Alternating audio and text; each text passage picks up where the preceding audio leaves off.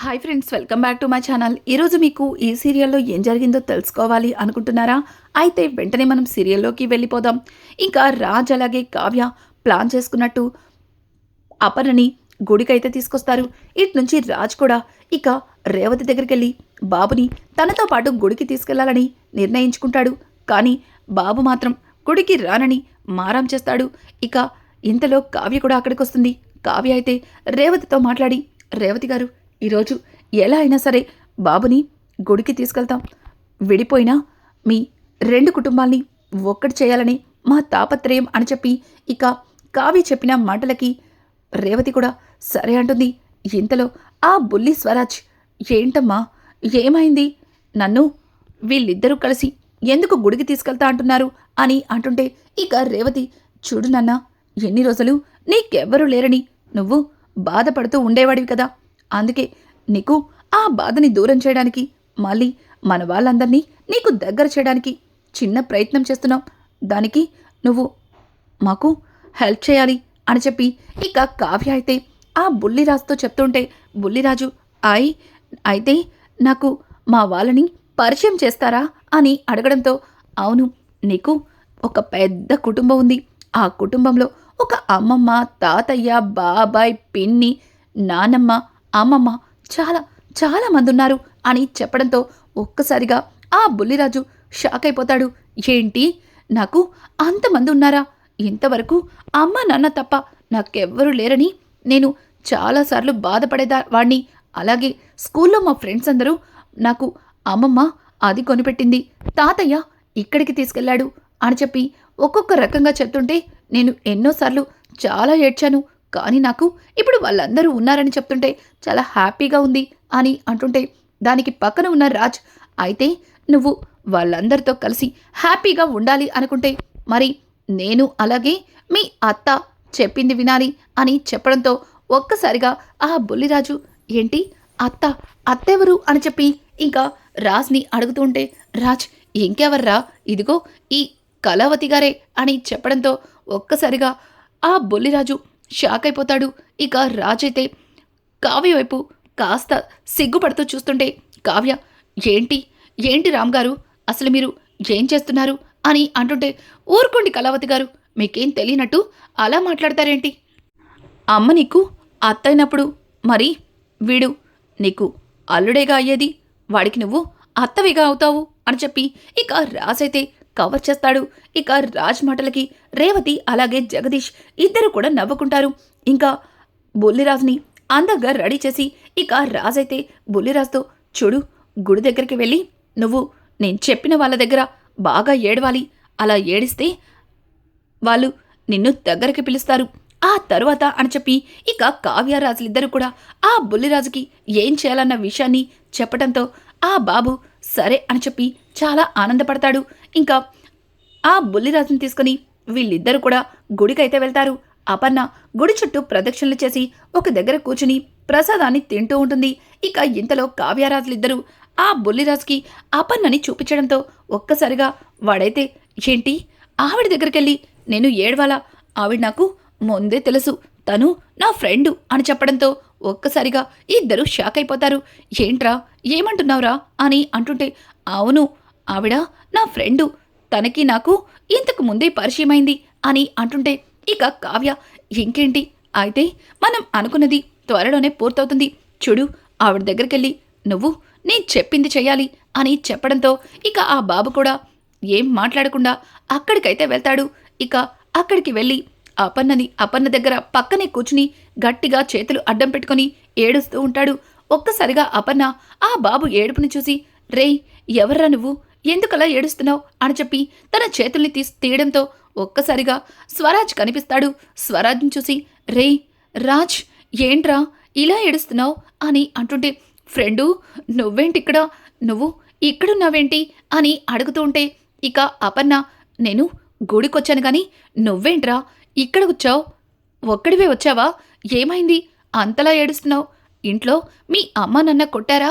వాళ్ళకి చెప్పకుండా పారిపోయి వచ్చేసావా అని అడుగుతుంటే, అది కాదు ఫ్రెండు, నేను మా అమ్మ నాన్నతోనే గుడికి వచ్చాం, కానీ నేనిక్కడ తప్పిపోయాను.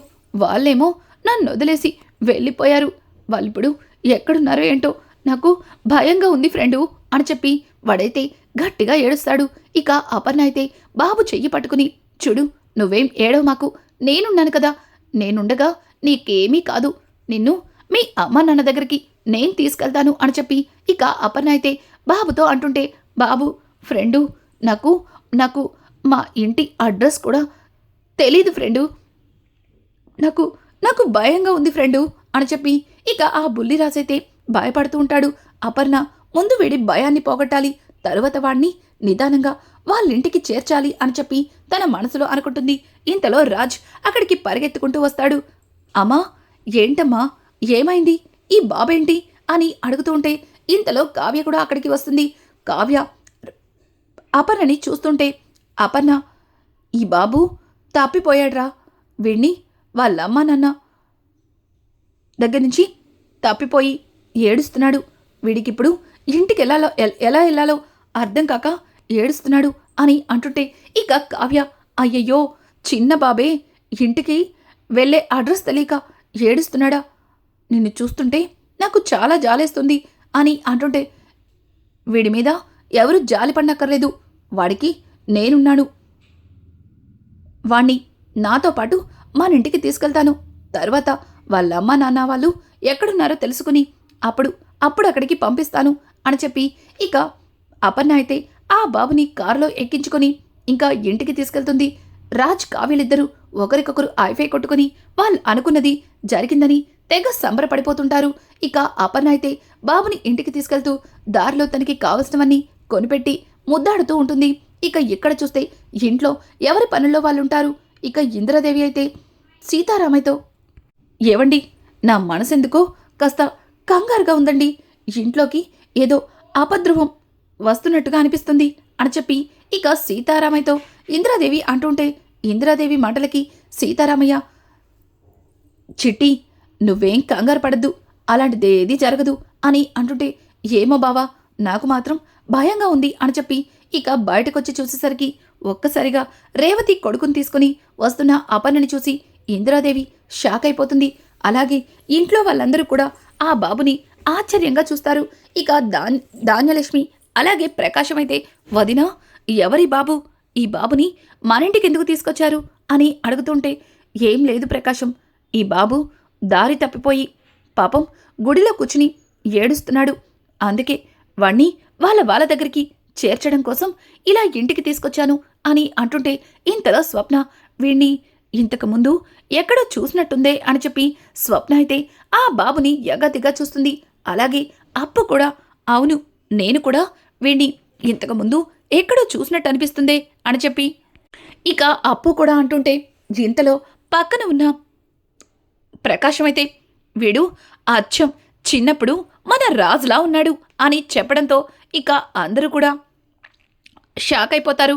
అలాగే రుద్రని కూడా, అవును వీడు కొంచెం రాజ్ పోలికలున్నాయే, వీడెవరు అని చెప్పి ఇక రుద్రాణి ముందుకొస్తుంటే ఇంతలో రాహుల్, మమ్మీ వాడు రేవతి కొడుకు, ఆ రోజు అత్త వీడిని దగ్గరికి తీసుకొని ముద్దాడింది, అదంతా చూసిన రేవతి తెగ సంబరపడిపోయింది. తర్వాత బాబుని తీసుకుని రేవతి వెళ్ళడం చూశాం కదా, మర్చిపోయినట్టున్నావు అని అంటుంటే, రేయ్ ఇడియట్, నాకు గుర్తులేదనుకుంటున్నావా, వీడు రేవతి కొడుకని తెలిస్తే వదిన మనసు మార్చుకొని రేవతిని మళ్ళీ ఇంటికి తీసుకొచ్చే ఛాన్సెస్ ఉన్నాయి, అందుకే వీడిని వాళ్ళింటికి పంపించే వరకు వాడు రేవతి కొడుకని అస్సలు తెలియకూడదు, వీడు రేవతి కొడుకన్నా నిజం తెలిసే కావాలని కావ్య రాజులిద్దరూ యాక్ట్ చేస్తున్నారని అర్థమైంది అని చెప్పి ఇక రుద్రాణి అలాగే రాహుల్ ఇద్దరు కూడా మాట్లాడుకుంటారు.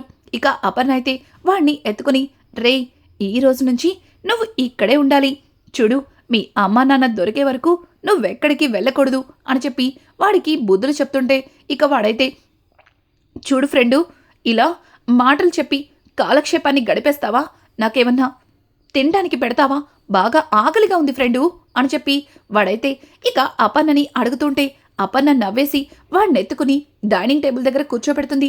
ఇంతలో సుభాష్, రే గట్టి పిండానివే, నువ్వు ఏకంగా మా అపర్ణనే మాటలతో బెదరగొట్టేస్తున్నావు అని చెప్పి ఇక సుభాష్ అంటుంటే, ఫ్రెండు ఇతనెవరు, ఈయన నన్ను అలా మాట్లాడుతున్నాడేంటి అని అంటుంటే, ఆయన్ని నువ్వు తాతయ్య అని పిలవాలి అని చెప్పి ఇక కావ్య అంటుంటే ఒక్కసారిగా అందరూ కూడా కావ్య వైపు చూస్తారు. అదేంటి అందరూ అలా చూస్తున్నారు? మావయ్య గారు మావయ్య గారిని ఈయన ఆయన అంటుంటే నాకు కాస్త రెస్పెక్ట్ లేకుండా మాట్లాడాడనిపిస్తుంది. అందుకే మావయ్య గారిని తాతయ్య అని పిలవమన్నాను.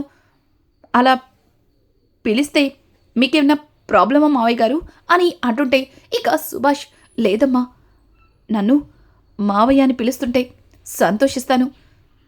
అరే నాన్న, ఏది పిలు అని చెప్పి సుభాష్ అయితే ఇక ఆ బుల్లిరాజుని దగ్గరికి తీసుకుని పిలవమండంతో వాడు తాతయ్య గారు అని చెప్పి ఇక సుభాష్ని హక్ చేసుకోవడంతో ఒక్కసారిగా సుభాష్ కాస్త ఎమోషనల్ అవుతాడు. ఇక అపర్ణ అయితే టిఫిన్ తీసుకొచ్చి ఇక ఆ బాబుకి పెడుతుంది. ఆ బాబు, నాకు చేత్తో తినడం అలవాట్లేదు, ఎప్పుడు నాకు మా అమ్మే తినిపిస్తుంది అని చెప్పడంతో, ఓ అవునా, అయితే ఈరోజు నేను తినిపిస్తాను అని చెప్పి అపర్ణ వాడికి టిఫిన్ని గోరు ముద్దలుగా తినిపిస్తుంది. అది చూసిన కావ్యరాజులిద్దరూ సంబరపడిపోతారు. ఇక ఇంద్రాదేవి అయితే, అమ్మ కావ్య, ఏంటమ్మా ఇదంతా అని అంటుంటే, అమ్మమ్మగారు ఎలాగో వదిన్ని అత్తయ్య గారు దగ్గరికి రానివ్వట్లేదు, కనీసం వేడి ద్వారా అన్న వదిన్ని మళ్ళీ ఈ ఇంటికి రప్పించచ్చని ఇదిగో ఈయనిచ్చిన ఐడియానే అని చెప్పి ఇక కావ్య చెప్తుంటే, ఏమోనమ్మా, నువ్వు చెప్తుంటే నిజంగానే నాకు చాలా సంతోషంగా అనిపిస్తుంది. వాడి మీద మీ అత్తయ్య చూపించే ప్రేమని చూస్తుంటే రేవతిని ఇంటికి త్వరలోనే వస్తుందని నమ్మకం కలిగింది అని చెప్పి ఇక ఇంద్రాదేవి మాట్లాడుతూ తెగ సంబరపడిపోతుంది. ఇక అపర్ణ అయితే టిఫిన్ని తినిపించిన తర్వాత అక్కడి నుంచి వెళ్ళిపోతుంటే, అమ్మమ్మ నాకు మూతి కడగలేదు అని చెప్పడంతో ఒక్కసారిగా అపర్ణ ఎమోషనల్ అయ్యి, ఏమన్నావు అని అంటుంటే, సారీ ఫ్రెండు, తాతయ్యని తాతయ్య అని పిలిచాను కదా, మిమ్మల్ని అమ్మమ్మ అని పిలవాలనిపించింది, అందుకే అలా పిలిచాను, నీకిష్టం లేకపోతే అలా పిలవను అని చెప్పడంతో ఇక అపర్ణ అయితే, లేదు నన్ను అలానే పిలువు, నాకు చాలా చాలా నచ్చింది అని చెప్పి ఇక అపర్ణ అయితే బాబుని తీసుకుని ముద్దాడి ఇక వాడి మూతిని తుడుస్తుంది తన చీర కొంగుతో. ఇదంతా చూసిన రుద్రాణి, రే ఏంట్రా ఇది ఇలా జరుగుతుంది, ఆ రేవతిని ఇక జీవితంలో ఈ ఇంట్లో రానివ్వం అనుకుంటే రేవతి కొడుకొచ్చి ఈ ఇంట్లోనే తిష్ట వేశాడు. ఇక వీళ్ళందరూ రేవతి కొడుకు మీద చూపించే ప్రేమని చూస్తుంటే నాకు ఎందుకో రేవతి కూడా త్వరలోనే ఇంట్లోకి వచ్చేస్తుందనిపిస్తుంది. అలా అయితే ఈ ఆస్తిలో మనకి రావాల్సిన వాట మనకి రాకుండా మొత్తం వీళ్ళకే ఉంటుంది అని చెప్పి ఇక రుద్రాణి అయితే రాహుల్తో అంటుంటే, మమ్మీ ఇలా అయితే చాలా కష్టం మమ్మీ, ముందు మనం ఏదో ఒకటి చెయ్యాలి అని అంటుంటే ఇక రుద్రాణి కొద్దిసేపు ఆలోచించుకొని ఎవరో కొంతమంది ఫ్యామిలీ మెంబర్స్ని ఏర్పాటు చేస్తుంది. వాళ్ళైతే బాబు మా పిల్లాడే అని చెప్పి ఒక్కొక్కరుగా ఇంటికి వస్తూ ఉంటారు. ఇక ఆ బాబైతే వాళ్ళెవరో నాకు తెలీదు అని చెప్పి ఇక ఇంకొకరైతే, అమ్మో వాళ్ళని చూస్తుంటే నాకు భయంగా ఉందని చెప్పి వాళ్ళని మా పేరెంట్స్ కాదని చెబుతూ అపర్ణని పట్టుకుంటుంటే ఇక సుభాష్ అయితే, ఏయ్ ఏంటి బాబుని చూసి ఇలా ఒక్కొక్కరు ఇలా వస్తున్నారు, అసలు బాబెవరో తెలియకుండా ఇలా మా బాబాయ్ అని రావడానికి మీకెంత ధైర్యం, మీలాంటి వాళ్ళని ఊరికే వదిలిపెట్టకూడదు అని చెప్పి సుభాష్ అయితే వచ్చిన వాళ్ళందరినీ చెంపలు పగలకొట్టి అక్కడి నుంచి పంపించేస్తాడు. ఇక కావ్య అయితే, ఎవండి ఏంటండి వీళ్ళందరూ కలిసి బాబు కోసం ఇలా క్యూ కడుతున్నారు, అసలు ఏమై ఉంటుంది అని చెప్పి ఇంకా కావ్య అయితే రాజ్ని అడుగుతూ ఉంటే, రాజ్ ఇంకేమవుతుంది, ఒక్కసారి అటు చూడు, మా రుద్రాణి అత్త మొహం, ఇదంతా ఆవిడ గారి ప్లానే, ఎక్కడ రేవతి అక్క మళ్ళీ ఇంట్లోకి వస్తే తనకి ఈ ఆస్తిలో రావాల్సిన భాగం తగ్గిపోతుందని తనే ప్లాన్ చేసింది. చూడు, బాబుని చాలా జాగ్రత్తగా చూసుకోవాలి, లేదంటే ఏ క్షణానన్నా ఏదన్నా జరుగుతుంది అని అంటుంటే అని కావ్యతో చెప్తుంటే కావ్య కూడా రాజ్కి సరే అన్నట్టుగా చెబుతూ ఉంటుంది. ఇక ఇదంతా ఇలా ఉండగా రాహుల్ అయితే, మమ్మీ మనం ఎన్ని ప్లాన్స్ చేసినా ఆ బాబుని ఇంటి నుంచి వెళ్ళగొట్టలేం, అలాగే రేవతిని ఇంటికి రాకుండా ఆపలేం అని చెప్పి ఇక రాహుల్ మాట్లాడుతూ ఉంటే రుద్రాణి, రేయ్ నేనుండగా అట్లాంటిది ఎన్నటికీ జరగదు, ఏం చేయాలో నాకు బాగా తెలుసు అని చెప్పి ఇక యామినికి ఫోన్ చేసి, ఏంటి యామిని చేతులెత్తేసినట్టున్నావు అని అంటుంటే, రుద్రాణి గారు ఏం మాట్లాడుతున్నారు, నేను చేతులెత్తేయడమేంటి అని అంటుంటే, అదే మా రాజుని ఎలాగో దక్కించుకోవాలనే అర్థమయ్యి ఇక చేతులెత్తేసినట్టున్నావు, అందుకే రాజుని పూర్తిగా వదిలేసినట్టున్నావు అని అంటుంటే, ఎవరిని పట్టుకుని ఏం అడుగుతున్నారు, ఈ యామిని రాజుని ఎన్నటికీ వదిలిపెట్టదు, రాజుని ప్రాణానికి ప్రాణంగా ప్రేమిస్తుంది, రాజుతోనే తన జీవితం అనుకుంటుంది, అది కాకుండా మీరు మరొకలా మాట్లాడితే దాన్ని నేను తట్టుకోలేను అని చెప్పి ఇక యామిని అయితే రుద్రాణి మీద గట్టిగా అరుస్తుంది. రుద్రాణి, చూడు యామిని, నువ్వు ఏం చేస్తున్నావో నాకైతే తెలియదు కానీ ఇక్కడ రాజు వల్ల అక్కొచ్చింది, తను కనుక మా కుటుంబానికి దగ్గరైతే తనే దగ్గరుండి రాజ్కి అలాగే కావ్యకి పెళ్లి జరిపిస్తానని రాజ్కి మాటిచ్చింది. ఇప్పుడు రాజ్ ఆ పనిలోనే ఉన్నాడు. రేవతిని ఇంటికి రానిచ్చేలా ఉంటే ఇక రేవతిని తన కుటుంబంలో వాళ్ళతో మాట్లాడి కావ్యని ఒప్పించి రాజ్తో పెళ్లి జరిపిస్తుంది. ఇక నువ్వెప్పటికీ అలా ఒంటరిగానే మిగిలిపోతావు అని చెప్పి ఇక రుద్రాణి అయితే యామినిని రెచ్చగొడుతుంది. యామిని అయితే జరిగిందంతా తెలుసుకొని ఇంట్లో ఉన్న ఆ బాబుని కిడ్నాప్ చేస్తే ఇక యామిని అయితే బాబుని కిడ్నాప్ చేయాలని ఫిక్స్ అయిపోతుంది.